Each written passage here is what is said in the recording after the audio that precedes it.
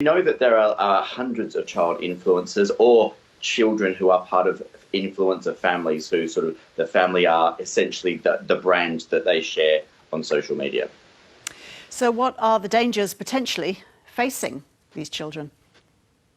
So perhaps the biggest danger is when a parent suddenly is also wearing the producer hat.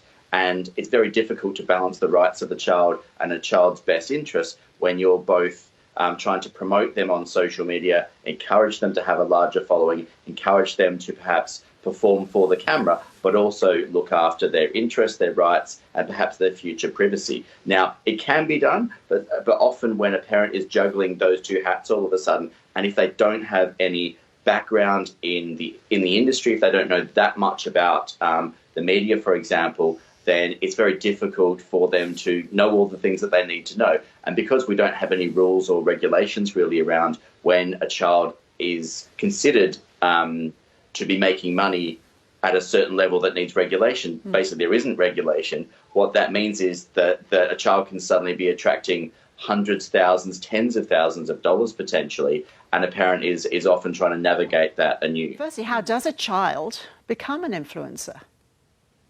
Well, usually it's through their parents. Sometimes they start out just simply sharing photos and videos and they get a certain number of followers and then they get approached by brands and it sort of trickles on from there. Sometimes it's very purposeful. Parents are very much in the same way you might think of child actors or child models, setting them up to be influencers, but often, and perhaps more problematically, it's when it sort of happens organically and simply a child is seen perhaps on their parents' account first, maybe a specific account is set up just for them, and then an audience grows. Okay, so what protections need to be put in place here to look after the interests of the kids who are doing this?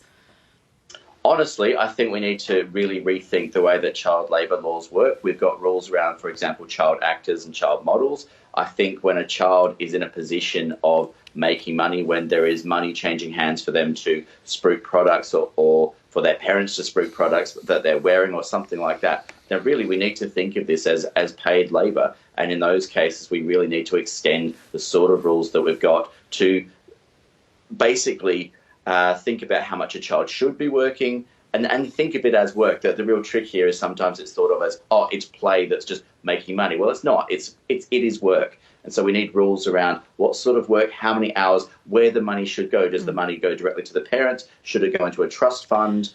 These are the sort of questions that I think we need policy around, because at the moment, every parent, every person who is managing a child influencer is making up their own rules. Sometimes they're getting it right, and sometimes, understandably, because they don't have that much experience in this space, they can get things a little bit wrong as well.